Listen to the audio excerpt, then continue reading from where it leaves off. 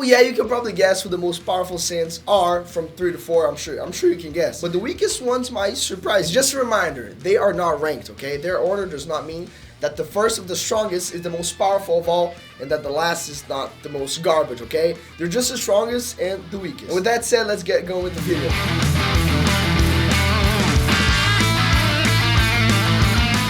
Okay, before we start the video, I just want to say, sorry for my voice, okay? I just had a cold, so I'm trying to get back recording videos. Okay, let's get going with the video. The strongest, Vegeta. Okay, let's open with the Prince of the Saiyans, okay? The best warrior, the most determined, and proud of them all. Okay, saying that Vegeta is one of the most powerful is like saying water is wet, okay? This man is literally unbreakable, especially after training with Whis. Then Vegeta became a lot more badass, okay? So much so that he reached the new stage of Super Saiyan Blue, okay? Gave Top a good beating and reached the superior ego. He is always surpassing his limits to literally become stronger. After the Blue saga, Vegeta was reviewing the position of the first place with Goku in the power scale. And honestly, sometimes he was in the first place for long periods of time.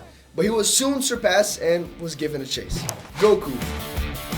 Well, of course, the great protagonist, the one responsible for eliminating the most powerful enemies, okay? The one who achieved Super Saiyan transformations such as Super Saiyan, Super Saiyan 3, Super Saiyan God, and literally Ultra Instinct for everyone else, okay? He was even the first to reach Super Saiyan 4, okay? True that it's not really canon, but he was still the one who hit there first. Goku was always destined for greatness and has always shown that fate literally chose the right Saiyan for such greatness, okay? He was often the most powerful in the entire anime, being outmatched a few times, but he literally soon takes the lead again, or evens things out, okay, with like a new transformation. Gohan.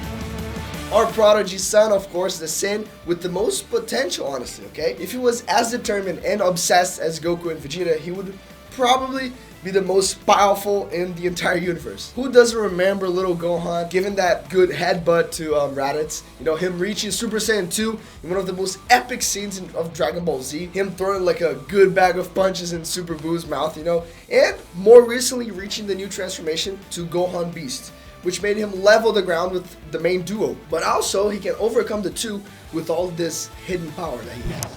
Broly. Is there any greater proof of power than just fighting Gogeta Blue? This just proved how tough Broly was. The legendary Super Saiyan managed to defeat Goku, Vegeta, and Frieza on the same day. If it weren't for the fusion he also tanked, things would have been much worse. Broly was literally a tank driven by hate, but with a kind heart, okay? Only when it was time to brawl that he really showed to be more unstoppable, okay? Like a runaway train. Trunks. Vegeta's son has shown to be as badass as his own father, okay, from time to time. Trunks went back in time twice to save everyone. He broke some temporal laws, okay, but that's what the Saiyan son of the prince had to do. When he was a little kid, he managed to punch Vegeta in the face in training, you know, while training, giving him the right to spend the whole day at the amusement park, you know? And of course, his main feat was in the fight against Zamasu, when he reached the Super Saiyan Rage transformation, where he channeled all the energy in his sword, making it an extremely overpowered weapon. Khalifa. The Saiyan from Universe 6 also showed that it was just as powerful as those from the Universe 7. Impressively, Khalifa dominated Super Saiyan with ease and reached Super Saiyan 2 without much effort. Khalifa was indeed more powerful than Kappa, so much so that she was a worthy opponent for Goku, honestly, in the power tournament. This Saiyan was a certified badass, but she was not the most powerful of her universe. Kale. The most powerful Saiyan in Universe 6 was without a doubt Kale, okay? She was literally their Broly. Just like Broly, she was a tank. Her potential was limitless. So much so that it impressed Goku and Vegeta. Mainly because in the power tournament, they still didn't know the Broly, you know, of their universe. And seeing the strength of this legendary Super Saiyan for the first time will make literally any jaw drop. Whatever. Goku Black. Oh, Breno, but Goku Black was just Zamasu in Goku's body, so technically he wasn't a Saiyan. That's where you're wrong, okay, my little Saiyan. Zamasu may not have a clue of how to use 100% of the Saiyan cells, you know, in Goku's body, but he can use all the power of his body. He even had a new Super Saiyan transformation, the Rose, which only he can use. That proved that he was able to skillfully use Saiyan cells as well as Goku. And to be honest, this guy was one of the most evil villains in Dragon Ball, and one of the most powerful too. So honestly, he couldn't be left out. Okay, now we're gonna be talking about the weakest, NAPPA. Nappa was just physically strong, okay? He was a giant. But in terms of power on the Saiyan scale, he was low, to be honest. Nappa was Vegeta's evil companion, but he was much inferior to the prince. So much so that when he was defeated by Goku, Vegeta thought that was the end of, the stink, and turned him into literal comic dust. He could one day come back and get stronger. After all, he had some potential. But he never got that chance, and I think the bald guy never will. RADITZ. Guys, RADITZ may have been the main antagonist, in his saga, in a way responsible for Goku's first death, but he was on the same level as Nappa. Maybe a little above or a little below. So he was indeed one of the most forgetful Saiyans of all time. If you consider him at today's level in Dragon Ball, even Krillin honestly can kick his ass. His power level is so low that he strikes oil. That's how far down the scale he is, honestly. Goten.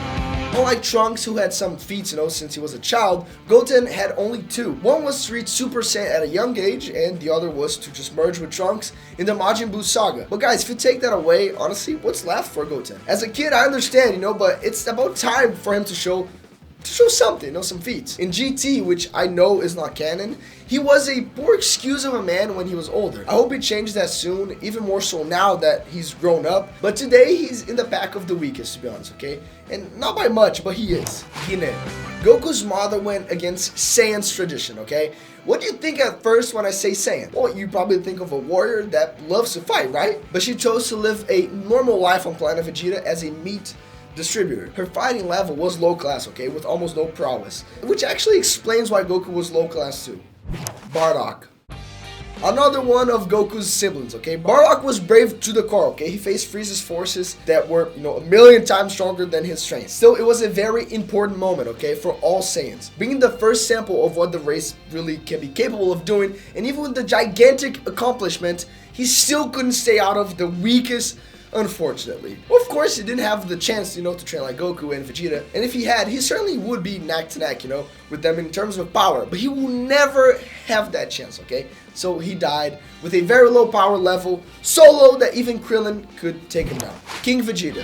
If we open with the prince, nothing better than closing with the king, okay? King Vegeta was responsible for the universal recognition of the race, okay? But he was constantly humiliated, okay? Whether by Frieza or Beerus. Okay, I know. You're right that against Beerus, nobody has a chance, of course. But against Frieza, come on. He could have had a chance, honestly. That if he had trained just like his eldest son did, he probably could have. Sadly, though, training and leaving the planet unprotected was not really an option for the king, okay? So with all that happening in his planet, he couldn't, train. So that kind of left his power level so low that he couldn't even defeat the members of the Ginyu Guys, I'm looking at the channel right now and we have 653 subscribers.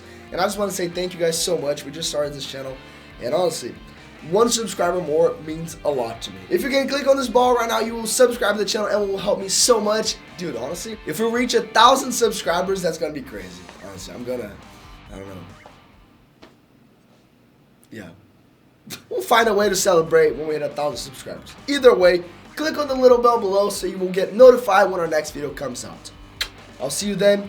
Peace.